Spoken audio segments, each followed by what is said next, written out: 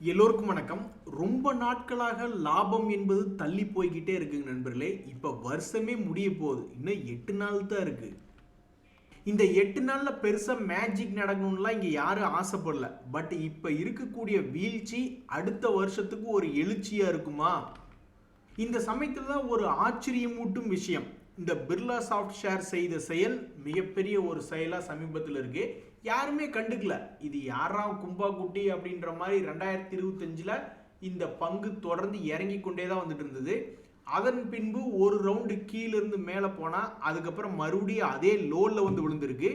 யாரும் பார்க்காத தருணமாக 200 டேஸ் மூவிங் ஆவரேஜுக்கு மேலே ஒரு பிரேக் அவுட் காமிச்ச பங்கு எது அப்படின்னு நியூஸ்களை சேகரிச்சுட்டு இருக்கும்போது, தம்பி நீ எங்க இங்கே வந்த அப்படின்ற மாதிரி சமீபத்தில் 320 ரூபாயிலிருந்து 400 ரூபா வரைக்கும் போயிட்டு மறுபடியும் 320 ரூபாய்க்கே வந்து விழுந்த பங்கு தான் பிர்லா சாஃப்ட்.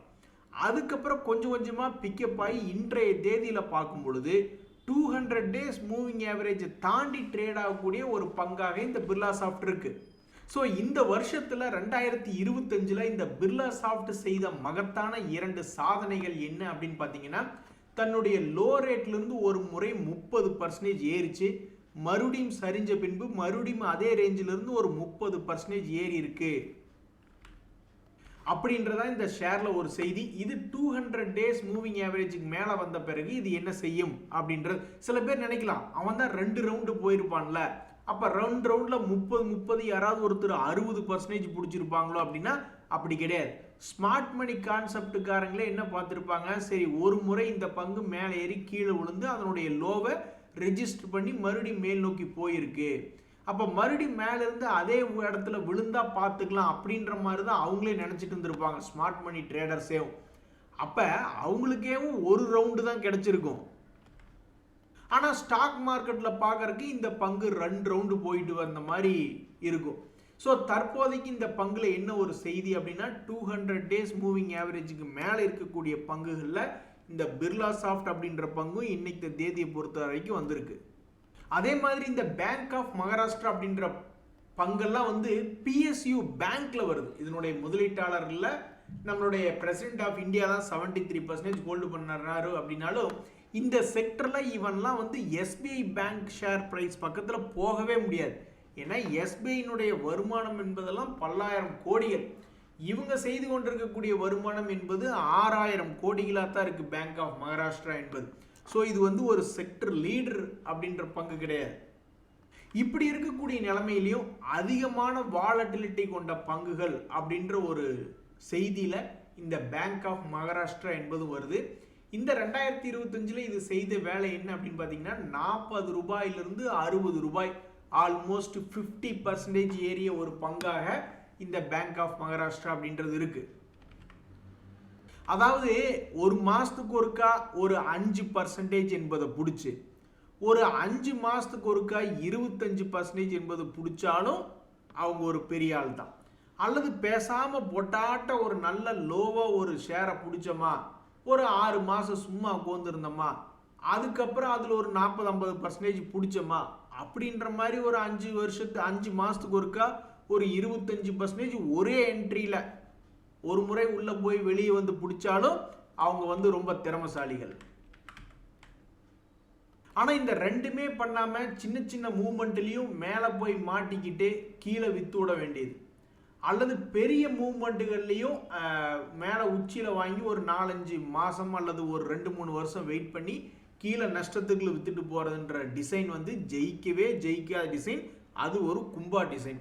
அந்த டிசைனுக்குள்ளே போய் மாட்டிக்கிடாதீங்க. ஸோ இந்த பேங்க் ஆஃப் மகாராஷ்டிரா அப்படின்ற பங்குல என்ன ஒரு செய்தினா, இதுக்கு முன்னாடி இந்த பங்கு தன்னுடைய 200 டேஸ் மூவிங் ஆவரேஜ் பக்கத்தில் இருந்து ஒரு 10% பக்கம் ஏறிய ஒரு பங்காக இதுக்கு முன்னாடி இருந்திருக்கு. அதன் பின்பு மறுபடியும் 200 டேஸ் மூவிங் ஆவரேஜ் பக்கத்தில் சரிவடைந்து இருக்கக்கூடிய பங்கு அடுத்தடுத்த நாட்களில் என்ன செய்யும்?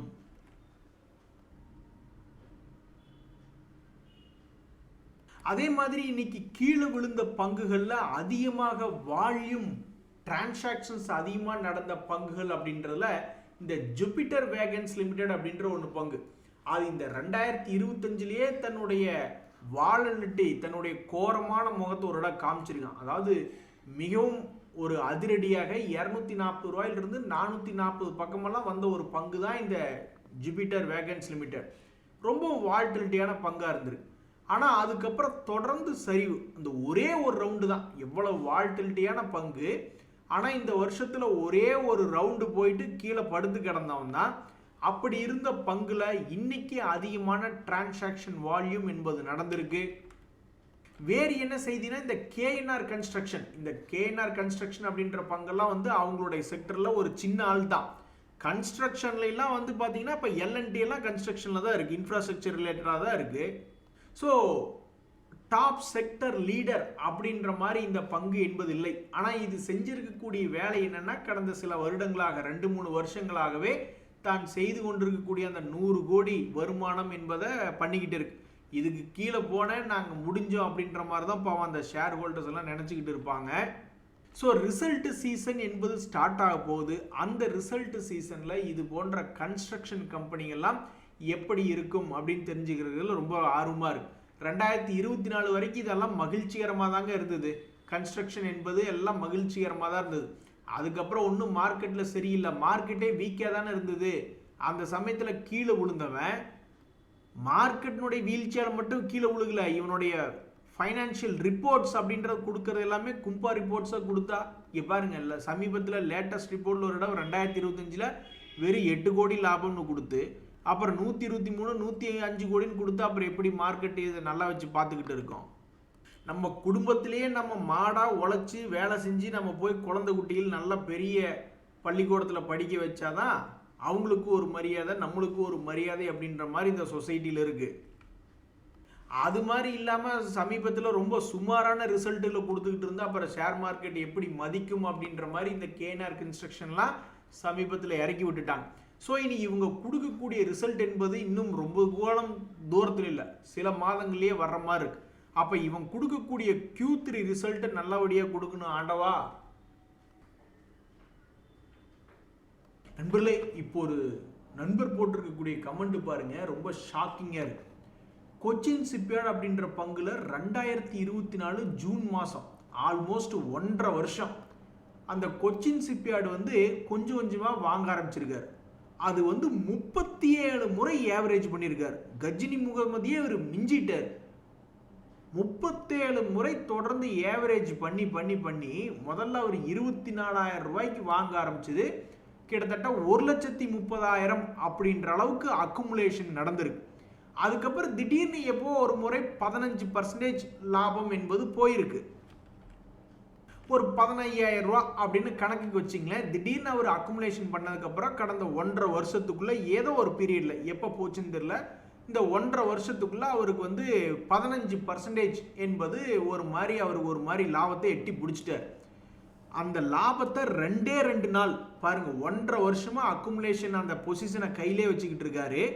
2 நாள் தான் அந்த லாபத்தை கண்ணால பார்த்துக்கிட்டு இருந்திருக்காரு. அப்புறம் மறுபடியும் வாழைப்பழத்தில் ஊசி ஏற்றுற மாதிரி திரும்பி படுங்க அப்படின்னு சொல்லிட்டு இன்ஜெக்ஷன் போட ஆரம்பிச்சிட்டாங்க. அதுக்கப்புறம் மறுபடி விழுந்து இப்போ மறுபடியும் வந்து 35% லாஸுக்கு போயிட்டேன் அப்படின்ற மாதிரி சொல்கிறாப்புல. சரி, இது டிவிடெண்டாவது பெரிய அளவில் கொடுத்துக்கிட்டு இருக்கு அப்படின்னு பார்த்தா டிவிடெண்ட் ஒன்றும் இல்லை, 0.59% என்பது தான் இது கொடுக்கக்கூடிய டிவிடெண்டாக இருக்கு. இதனுடைய குவார்டர்லி ரிசல்ட்டில் ஏதாவது வளரும் பருவத்தில் இருக்குது அப்படின்னு பார்த்தா போன Q2 ரிசல்ட்டில் வெறும் 101 கோடி தான் லாபம்னு ரொம்ப குறைவாக காமிச்சிருக்கு. ஸோ இது போன்ற பங்குகளின் மேலேயும் எல்லாரும் அந்த Q3 ரிசல்ட் என்ன அப்படின்றதான் இப்போ ரொம்ப முக்கியமாக இருக்குது. இவருக்கு இன்னொரு நண்பருக்கு என்ன ஒரு சோகம் கடந்த 1.5 வருஷத்தில் நடந்திருக்கு அப்படின்னா, 2000 ஷேர் IREDயை வச்சுருந்துருக்கார் 111 அப்படின்ற ஒரு ரேட்டுக்கு வாங்கி. அதுக்கப்புறம் அந்த பங்கு 111 ரூபாயிலிருந்து 298 ரூபா வரைக்கும் போயிருக்கு.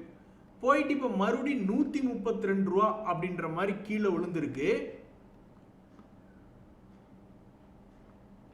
ஸோ எந்த பங்கு எப்போ ஏறும் எப்போ இறங்கும் அப்படின்றது யாருக்கும் தெரியாது. இதுக்கு தான் ஸ்டாக் மார்க்கெட்டில் என்ன உபயோகப்படுத்துகிறாங்கன்னா, ஒரு பங்கு ஓரளவுக்கு நல்ல லாபம் போகும் பொழுது பின்னாடியே ட்ரெயிலிங் ஸ்டாப் லாஸ் அப்படின்றது ஒன்று உபயோகப்படுத்துகிறாங்க.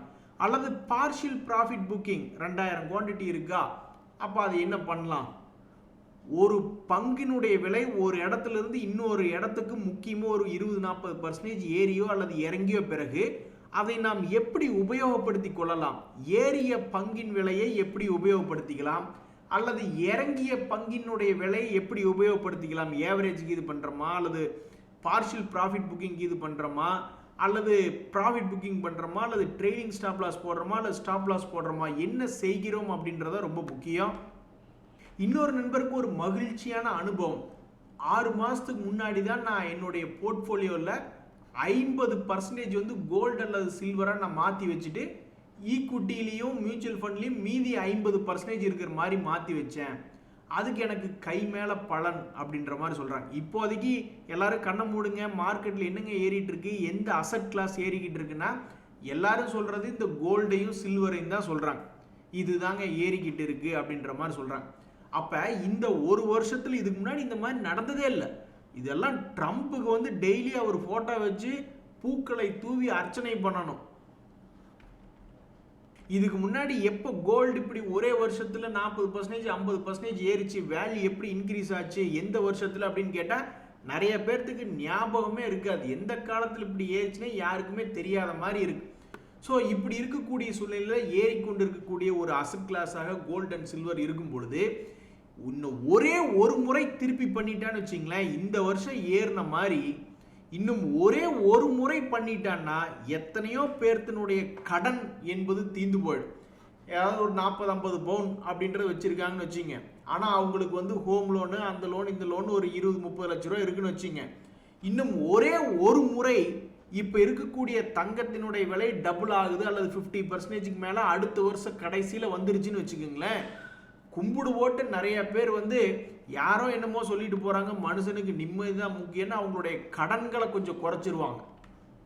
ஸோ இனிமேல் ட்ரம்ப் போட்டா வச்சுக்கிட்டு நீங்கள் இப்போ ரோஜா பூ மாலை மட்டும் போட்டுக்கிட்டு இருக்கீங்கன்னா அது பத்தாது. இனிமேல் கூட மல்லிப்பூ மாலையும் சேர்த்தி டெய்லி ட்ரம்ப் என்னத்தையாவது ஒன்றை பேசி இந்த உலகத்தை உருப்பட முடியாத மாதிரி ஏதாவது ஒன்றை பண்ணி பெரிய அளவில் பிரச்சனைகளை கொண்டு வந்து இந்த 2025 நடந்தது மட்டும் கோல்டுக்கு அப்படியே ரிப்பீட் ஆகணும். இன்னும் ஒரே ஒரு முறை ரிப்பீட் பண்ணி அப்படியே தங்கத்தினுடைய விலை டபுள் போச்சுன்னா ஏகப்பட்ட பேர்த்தினுடைய கடன் என்பது கழிஞ்சிடும். ஏன்னா நான் நிறைய பேர் இதை வச்சு கடனை கழிச்சு விட்டுருவாங்க.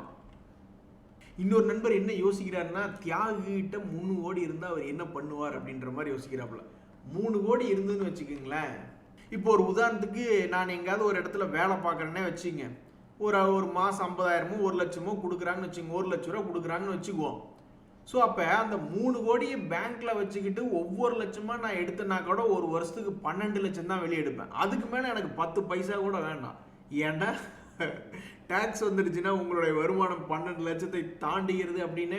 ஸோ அதனால் வந்து கரெக்டாக அந்த 12 லட்சத்தை 1 ரூபா கம்மியாக கொடுங்க அப்படின்ற மாதிரி இருக்குதுன்னு வச்சுக்குவோம். ஸோ அப்போ என்ன ஆகும், அப்படியே எடுத்தா கூட நான் 10 வருஷம் தொடர்ந்து எடுத்தா கூட அப்போ கூட 1.5 கோடி என்பது வந்து சேரல. அதுக்கப்புறம் இன்னும் ஒரு 10 வருஷம் எடுக்கிறேன், அதுக்கப்புறம் இன்னும் ஒரு 10 வருஷம் எடுக்கிறேன்னா கூட கிட்டத்தட்ட ஒரு 30 வருஷத்துக்கு இப்போ எனக்கு ஒரு 45னா 75 வரைக்கும் நான் மாசமானா 1.25 லட்ச ரூபா அப்படின்ற மாதிரி நான் எடுக்கலாம். 1 லட்சம் அப்படின்றது எடுத்துகிட்டே இருக்கலாம். அதே மாதிரி நான் இப்போ 1 லட்சத்தை எடுத்துட்டு ஒரு 50,000 மட்டும் எனக்கு இந்த மாதத்துக்கு செலவு அப்படின்னு சொல்லிட்டு மீதி 50,000 கொண்டே மறுபடியும் டெபாசிட் பண்ணிகிட்டே இருந்தேன்னு வச்சுங்க, அவ்வளவுதான். ஆனால் இந்த சமயத்தில் யாருனாலும் அப்படி பண்ண முடியாது. அவ்வளவு பெரிய பணம் என்பது கையில் இருக்கும்போது கண்டிப்பாக அந்த பணத்துக்கு உண்டான ஸ்ட்ராட்டஜிகள் எத்தனையோ இருக்கும். இப்போ நம்ம ஸ்டாக் மார்க்கெட்டில் பணத்தை போட்டிருக்கோம். நம்மளுடைய பே ஆஃப் டயக்ராம் என்பது பார்த்தீங்கன்னா நம்ம இந்த இடத்துல பணத்தை போட்டிருக்கோம் அப்படின்னா அந்த பங்கினுடைய விலை ஏறினால் மட்டுமே நம்மளுக்கு லாபம்.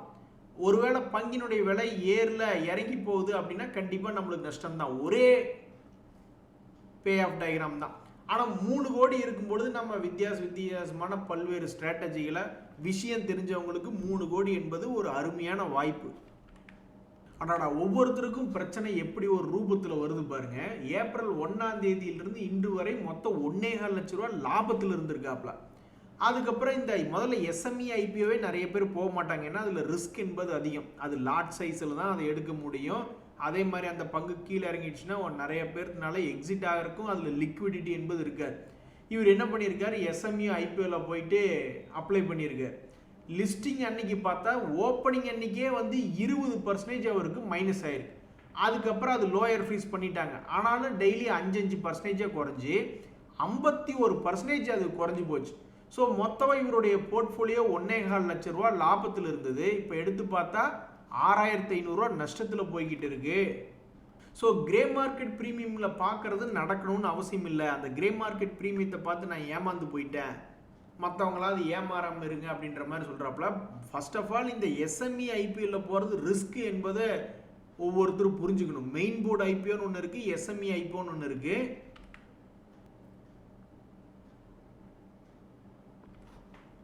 நண்பர்களே, இந்த சமயத்தில் 2 செய்திகள் என்ன அப்படின்னா, சமீபத்தில் முன்னணி செக்டர்களில் இருக்கக்கூடிய செக்டர்ஸ் அப்படின்னு பார்த்தோம்னா இந்த ரயில்வே துறையும் ஒரு செக்டராக தான் இருந்தது. முன்னணியில் ஹோட்டல் துறை இருந்தது. என்ன ஹோட்டல் துறை இறங்கவே இல்லை, 4-5 வருஷமா நின்று விளையாண்டுக்கிட்டே இருந்தால் சமீபத்தில் தான் ஒரு வீழ்ச்சி. அதே மாதிரி தான் இந்த ரயில்வே துறையிலையும் ஒரு வீழ்ச்சி என்பது இருந்தது. இந்த ரயில்வே துறையில் ரொம்பவும் வாலட்டிலிட்டியாக இருந்த பங்குகளில் இந்த ரெயில்டெல் கார்பரேஷன் அப்படின்றது ஒன்று. 250 ரூபாயிலிருந்து ஆல்மோஸ்ட் 500 ரூபாய் வரைக்கும் இந்த வருஷத்தில் ஒரு முறை ஏறி காட்டியவன். ஏனோ மறுபடி தன்னுடைய பழைய லோக்கு வரவே இல்லை இந்த வருஷத்தில். அப்படி இருக்கக்கூடிய இந்த பங்கு மறுபடியும் தன்னுடைய 2025 ஹையை எப்பாவது ஒரு இடம் திரும்பி பார்க்குமா, அல்லது 2025 லோவை திரும்பி பார்க்குமா அப்படின்றது தெரியல. ஸோ எந்த பக்கம் இந்த பங்கு நகரும், ரொம்பவும் வால்டிலிட்டியான பங்கு அப்படின்னு பார்க்கறதுல 2026 ரொம்ப ஆர்வமாக இருக்குது. ஏன்னா பட்ஜெட் சமயம் வருது. ரயில்வே துறையை 2026 ஸ்டார்டிங்கில் என்ன சொல்ல போகிறாங்க மீடியாக்கள் அப்படின்ற மாதிரி ரொம்ப சுவாரஸ்யமான இடத்துல இருக்கக்கூடிய பங்குகளில் இந்த ரெயில்டெல் கார்பரேஷன் இருக்குது. அதே மாதிரி இந்த தாஜ் ஜிவிகே ஹோட்டல், இதுவும் ஹோட்டல் துறையை சார்ந்த ஒரு நிறுவனம். ஒவ்வொரு முறையும் வீழ்ச்சி கண்ட போதெல்லாம் தற்போதைக்கு இதனுடைய வரலாறு என்ன சொல்லுதுன்னா எழுந்திருக்கிறது அப்படின்னு ஒரு 4-5 இடம் எழுந்திருக்கிறது. இப்போ 5வது முறையாக நீ கீழே விழுந்து கிடக்கிறாயே, உன்னுடைய சக்தி அவ்வளோதானா, கும்பா குட்டியா அல்லது என்ன அப்படின்ற ஒரு விஷயம் யாருக்கும் தெரியல. ஸோ தற்போதைக்கு 520 ரூபாய் இதனுடைய உச்சமாக இருக்கிறது. அதே மாதிரி சமீபத்தினுடைய லோ என்பது 250 ரூபாயா இருக்கு. இவனும் சென்டர் பாயிண்ட்ல இருக்கக்கூடிய ஒரு பங்காக இந்த தாஜ் ஜிவிகே ஹோட்டல் இருக்கு. ஸோ இந்த ரயில்வே துறையும் இந்த ஹோட்டல் துறையும் முன்னணி துறைகளில் ஒரு துறையாக இருக்கக்கூடிய இந்த நேரத்தில் இந்த துறையை சார்ந்த பங்குகள் அடுத்தடுத்த நாட்களில் எப்படி இருக்கும் அப்படின்னு தெரிஞ்சுக்கிறதுக்கு ரொம்ப சுவாரஸ்யமாக இருக்கு. நன்றி, வணக்கம்.